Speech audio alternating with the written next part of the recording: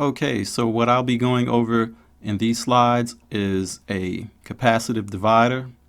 And so an overview is, first, can capacitors be used to divide down an AC voltage level? Next, what will be the AC current? Next, what will the response be if a DC voltage is used in place of the AC voltage? And then what will the DC current be? And this is what I'm going to show in these lecture slides here. Okay, so the circuit is this that I'm going to be analyzing here with these values. I have a 3-volt peak, 1 kilohertz sinusoidal sine wave source being interfaced with these two capacitors here, C1 and C2. And C1 has a value of 2 microfarads, C2 has a value of 1 microfarad. And the initial conditions for both are going to be 0 volts. So next, the S-domain analysis voltage. Okay, so using the general voltage divider formula in the S-domain, you're going to have Vn of S times 1 over SC2 divided by 1 over SC1 plus 1 over SC2. All of that multiplied by Vn of S, and that's going to give you V out of S. Next, you have Vn of S times 1 over SC2 divided by C2 plus C1 divided by S C1 C2. All of that multiplied by Vn of S, and that's going to give you V out of S. And then next, that's going to simplify to Vn of S times S C1 C2 divided by S C2 times C2 plus C1, and that's going to be your V out of S.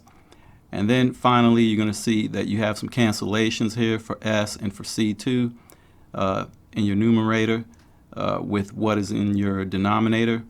And so you end up with Vn of S times C1 divided by C2 plus C1 is going to be equal to V out of S. Okay, so that is your expression there for V out of S in the S domain. And note that the voltage is only being multiplied by a constant. So this shows a frequency invariant voltage response. The inverse transform of V out is Vn multiplied by the constant, which will be less than 1. Okay, so that's what you have there. And so let's take a look here at an AC voltage sweep plot. I'm doing this linear versus decade. So my frequency is in decades, and the scaling here for magnitude is linear.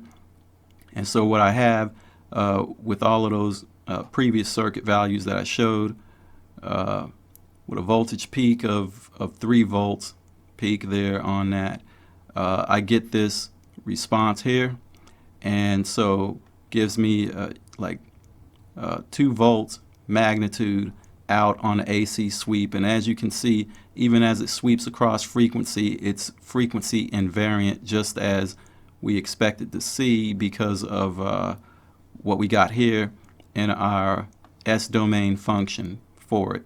Okay, so the phase of it, with the phase you're basically looking at about 0 degrees. Okay, so it varies very little. All right, so next, the AC transient voltage plot.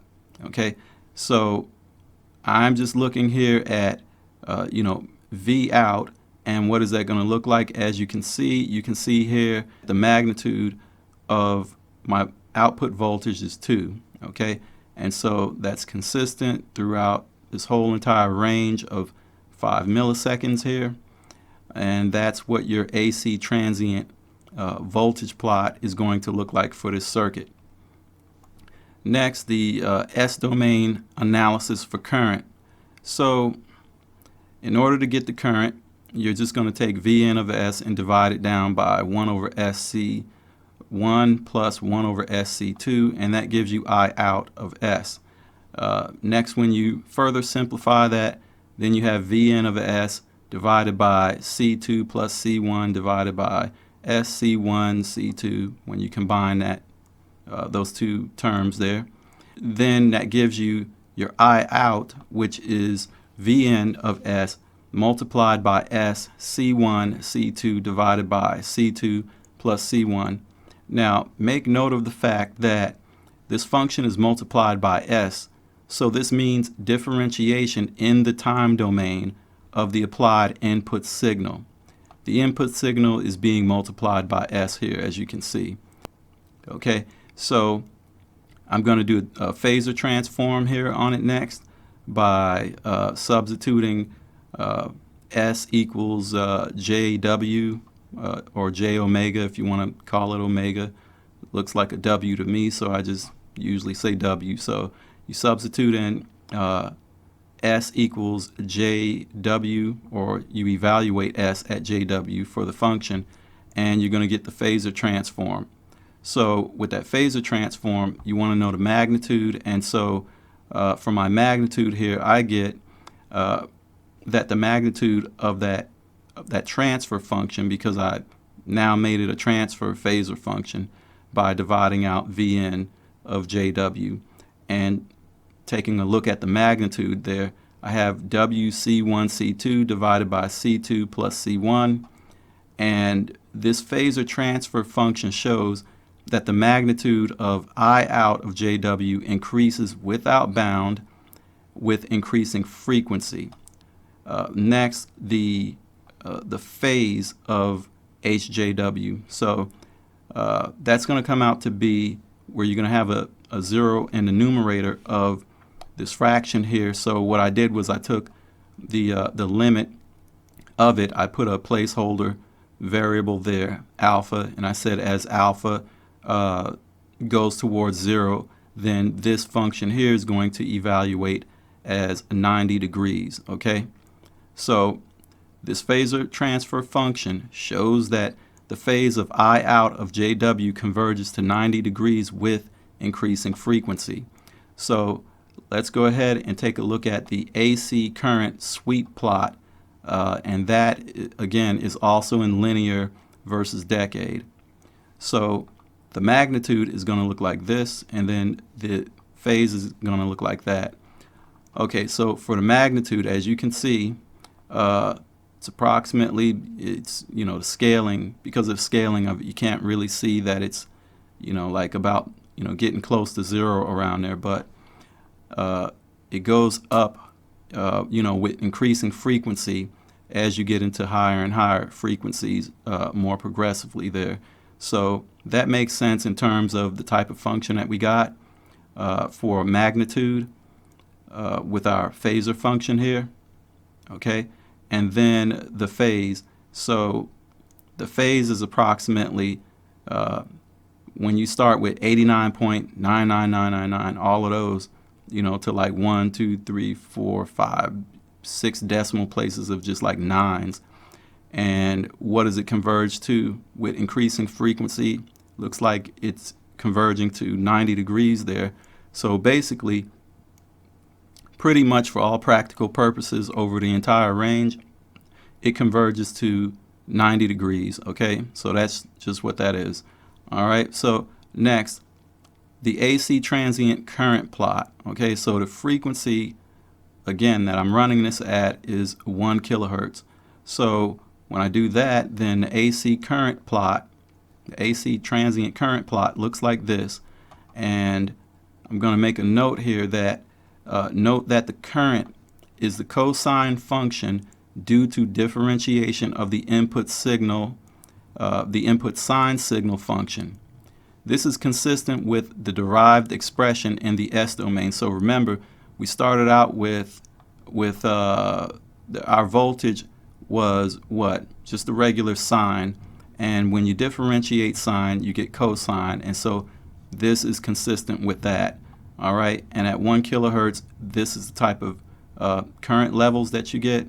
That looks like approximately about 13.5 milliamps there at each one of its peaks. So the magnitude is approximately 13.5 milliamps there.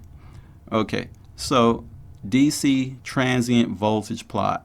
Okay, so when I put in a step signal of 3 volts, okay, so I'm making note of that here. I put in a step voltage source with a step voltage of 3 volts and a delay of 1 millisecond. So in other words, that step voltage starts at 1 millisecond and it goes up to 3 volts, and due to the capacitive divider, then it divides that down to exactly 2 volts there. Okay, so next, the DC transient current plot. So what is that going to look like? Well, it looks like this.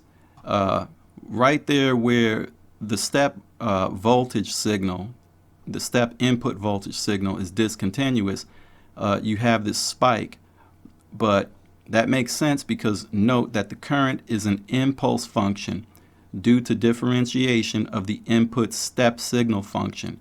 This is consistent with the derived expression in the S domain. So when you differentiate your step signal function, then you're going to end up with an impulse function.